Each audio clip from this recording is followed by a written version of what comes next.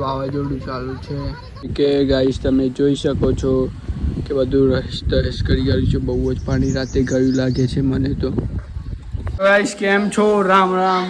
કેમ છો? Welcome to આપણા ન્યૂ બ્લોગ.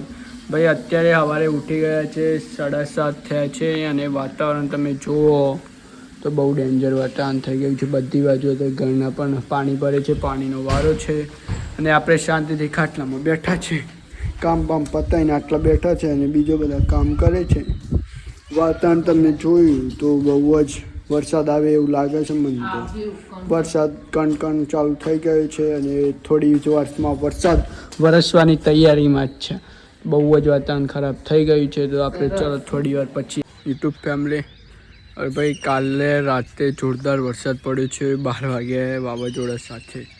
તો આપણે હાલ જ ઉઠ્યા, ચા બા પીને મને કીધું વિડીયો થોડો શૂટ કરવા દે, કાલનો વ્લોગ થોડો એડ કરી દે, તમને પણ બતાવો કેવી હાલત થઈ હતી ગામમાં. આપણે જોરદાર બહુ સ્પીડમાં વાવાઝોડું આવીશું તો જોઈ શકો, તમને બતાવીશ. હું બતાવું આપણે નીચેનો ભાગ તમને બતાવું તો તમે જો પેલી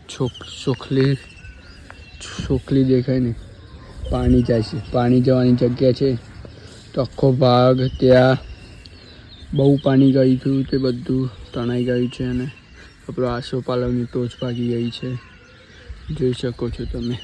બીજું કશું નહીં. ધાબા ઉપર આવે તે પગમાં લેડા બેડા ચોટે જાય છે.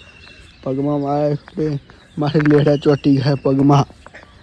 તો જો તમે વાતાવરણ બધી દશા બગાડી આવી, મસ્ત કરી આવી છે અને એકદમ ઠંડક ને સુરત દાદા થોડા નીકળીને બહાર આવી ગયા છે.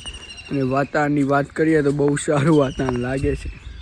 પણ હવે મગફળી પહેરવાની જેટલા દિવસ બંધ રહે તો સારું રહે. મજા ના આવે કે પછી વરસાદ આવે તો મગફળી પહેરવાનું નહીં થાય. એટલા માટે ચલો આપણે નીચે જઈને તમને થોડું પાછું બતાવું. અત્યારે આપણે બહાર આવી ગયા અને ખાટલા ઉપર બેસશે શાંતિથી. તો આ ખાટલા ઉપર હું બેઠો અને તમે જો હતા જ ક્યાં સુરત દાદો. અને હું તમને રાતનો નજારાની ક્લિપ થોડી સ્ટાર્ટિંગમાં બતાવું. તમે કહેશો કેટલા કડાકા ભડાકા જોરદાર થાય છે એટલા માટે. અને સોખલી પણ તસમસ થઈ છે. તમને હું સોખલી બતાવું તો ચાલો સોખલી આપણે જોઈએ.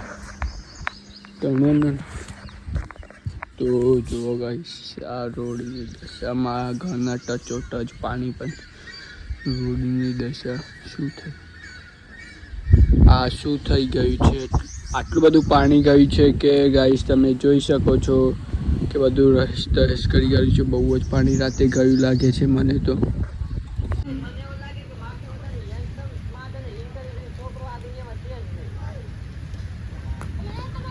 વાવાઝોડું ચાલુ છે.